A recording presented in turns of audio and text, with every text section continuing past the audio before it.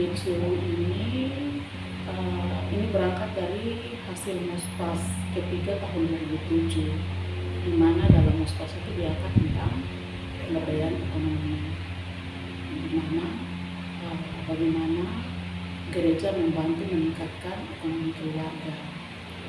Nah, kebetulan ketika itu Novianto di KWI menawarkan tentang salah satu alternatifnya, yaitu model kredit hunian. Nah, pada tahun 2008 itu, kalau saya tidak salah, di sekitar bulan Juli itu ada semacam lokakarya CU yang difasilitasi oleh Novianto sendiri, dan ada salah satu aktivis CU juga dari Kalimantan Timur. Jadi beliau dua ini yang datang kemudian memfasilitasi tentang CU ini, apa itu CU dan bagaimana perkembangannya, semacam itu. Dan Bapak Uskup dalam hal ini menanggapi dengan baik, sehingga pada akhir bulan Agustus 2008 itu kami diutus untuk belajar tentang CU ini, karena nanti setelah kembali dari sana akan dibuka kegiatan di sini.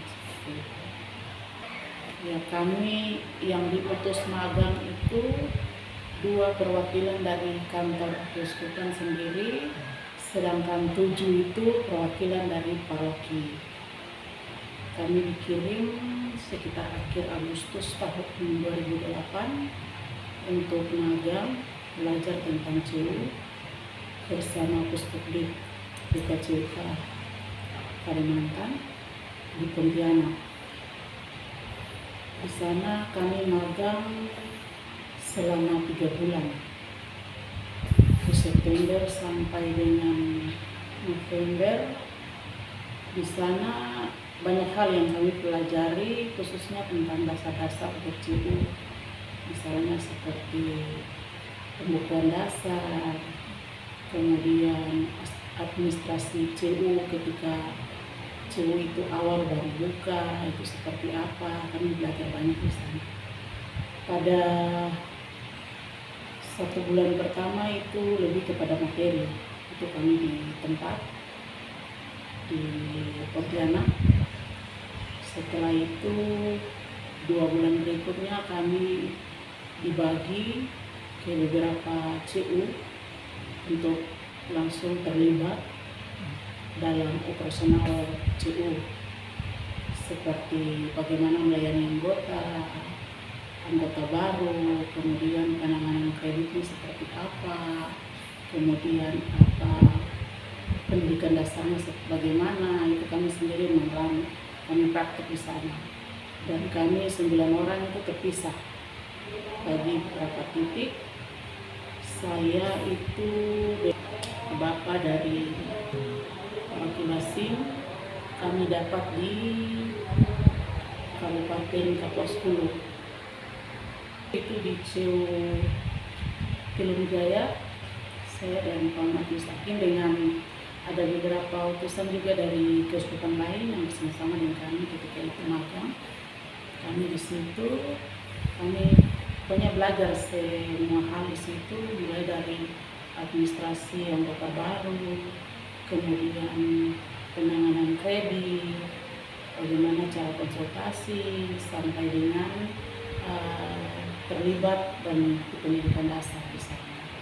Kami semua setelah 1 minggu di situ, kemudian kami kembali ke Sanggau, berkumpul bersama dengan yang lain. Kami belajar lagi di situ, dapat materi lanjutan lagi di situ. Setelah selesai dari situ, di akhir November itu kami kembali ke Pontianak, dari Sanggau ke Pontianak kembali, berkumpul lagi. Itu terakhir dengan Pak Necer waktu itu sebagai ketua Uskup di CU.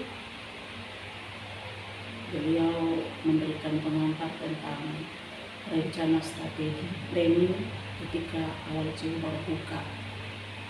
Kami belajar di situ 2 hari. Setelah itu pada awal Desember kami balik ke Agats. Itu Desember 2008. Sampai di Agats, kami menyampaikan hasil yang kami dapat di sana, kemudian berdiskusi dengan PSE dan juga Bapak Uskup waktu itu.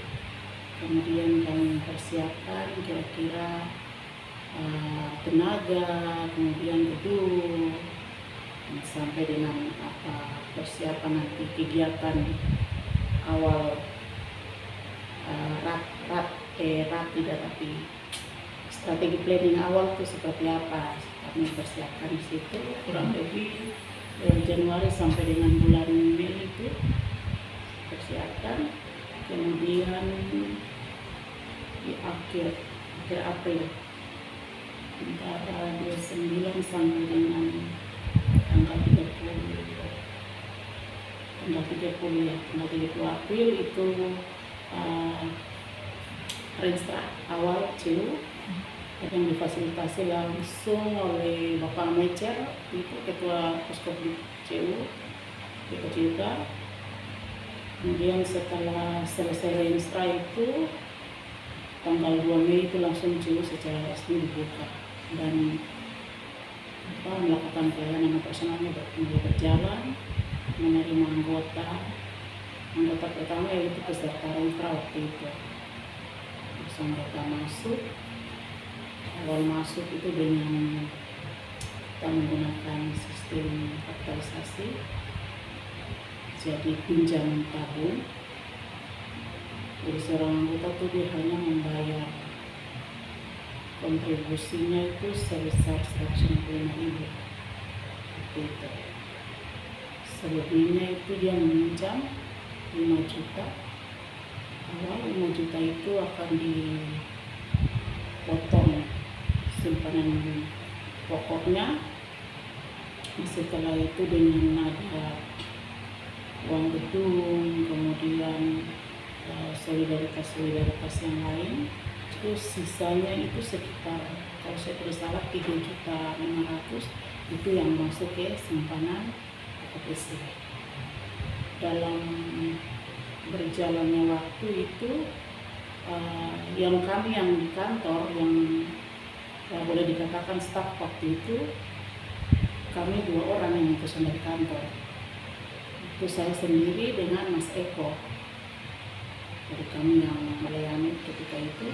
Sedangkan mereka yang utusan dari paroki ini itu diharapkan kembali ke paroki untuk bisa mempromosikan CEU ini dengan bahasanya mereka di sana untuk menjadi anggota masuk ke CEU, sehingga mereka memang tidak stay di kantor, tapi mereka di lapangan. Jadi saya dengan Eko waktu itu yang di CEU, kantor kami waktu itu kami pakai gedung PSC Yesus, waktu itu Yesus, kami berkantor di situ. Jadi saya dengan Eko yang awal, setelah berapa bulan dari Mei sampai dengan September, Eko mengundurkan diri, dia pulang ke Jawa. Kemudian ketika itu saya sendiri itu diangkat itu saudara Lexi almarhum membantu saya dengan salah satu pengurus bendahara turun tangan untuk membantu operasional kantor itu. Jadi kami berjumlah 3 orang. Awal itu memang setengah mati karena banyak yang harus dikerjakan dengan fasilitas yang terbatas seperti laptop, komputer, kemudian juga lampu. Karena kalau kita pekerjaan, khususnya pekerjaan keuangan ini kan harus hari itu selesai pekerjaannya. Nah ini biasa menghambat karena lampu atau PLN, kita menggunakan PLN itu hanya menyala itu 6 jam dan itu di waktu malam, jam 6 sore sampai dengan jam 12 malam. Paginya itu lampu atau listrik itu dari misi dia menyala itu dari jam 7 pagi sampai dengan jam 2, sehingga waktu pelayanan kita juga dari jam 8 sampai dengan jam 2.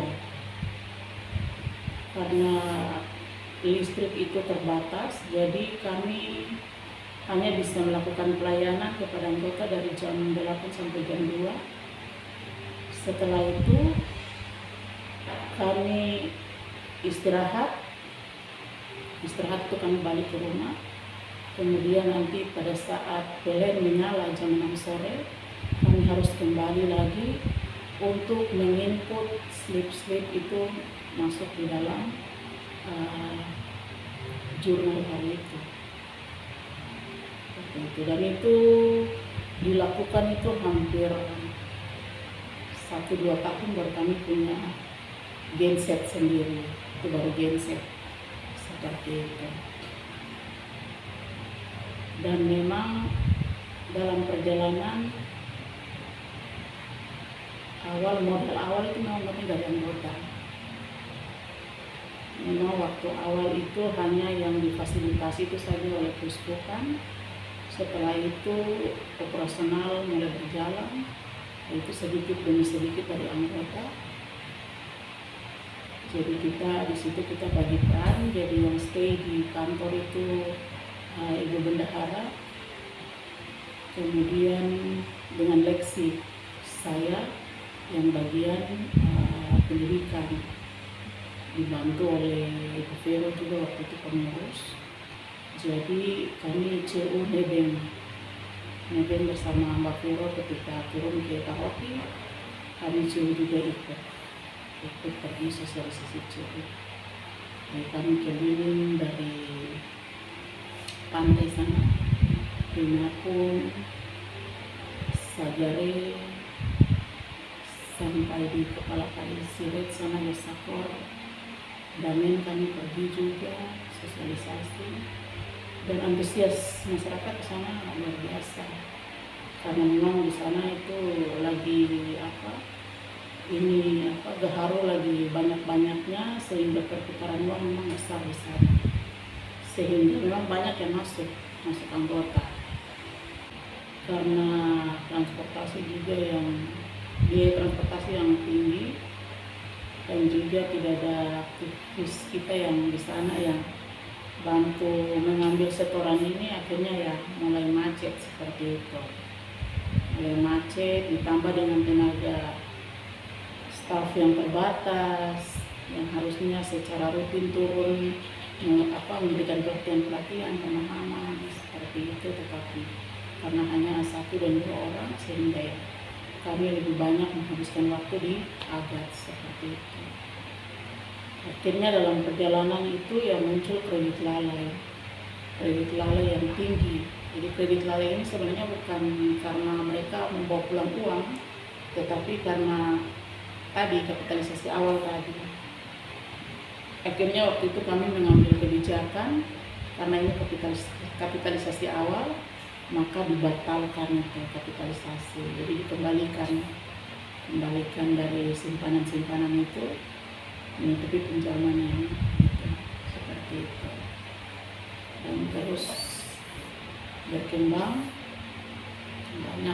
banyak masyarakat kita yang masuk, tetapi itu sudah dengan pemahaman yang terbatas, kemudian tenaga juga yang terbatas, sehingga ya banyak yang juga tidak aktif sebenarnya, tidak aktif menyetor, tetapi nama mereka tetap ada seperti itu. Dan perjalanan kemudian dengan berjalannya waktu, anggota semakin bertambah, banyak juga yang keluar. Dari situ mulai membenahi kantor, ada pembelian aset-aset yang menunjang kerjaan sehingga yang tadinya kita hanya kerja sampai jam 2, kemudian berhenti, lanjut lagi pada malam hari sampai harus selesai. laporan hari itu ya, dengan adanya genset sendiri sudah kita mulai selesaikan, jadi tidak sampai dengan malam lagi, tetapi jam 2 paling lama itu jam 5, 6 kita sudah selesai. Kemudian di tahun 2010 kalau tidak salah itu mulai ada perekrutan pertama, perekrutan staf atau manajemen. Itu sangat membantu karena sudah ada beberapa, sehingga yang tadinya kita rangkap itu sudah mulai terbagi-bagi karena ada penambahan tenaga. 2010, 2011 ada juga yang masuk, 2012 ada yang masuk, dan itu semakin banyak sehingga semakin ringan juga beban pekerjaan seperti itu. Dan itu kami masih berkantor di Delsos waktu itu sampai dengan 2015 kalau tidak salah, 2015 dengan dana gedung waktu itu. Pengurus menganggap bahwa setelah berkonsultasi dengan BKCK menganggap bahwa ini bisa membangun gedung dengan ada, jadi kredit Ciunda Sisepok sendiri menjadi anggota dari Puskopdik BKCK. Jadi sebagai anggota ada produk-produk atau ini yang juga bisa diakses, seperti misalnya pinjaman untuk gedung, sehingga pada tahun 2015 itu mulai pembangunan gedung. Dan sekarang sudah menempati gedung yang baru dengan fasilitas yang boleh dikatakan lengkap.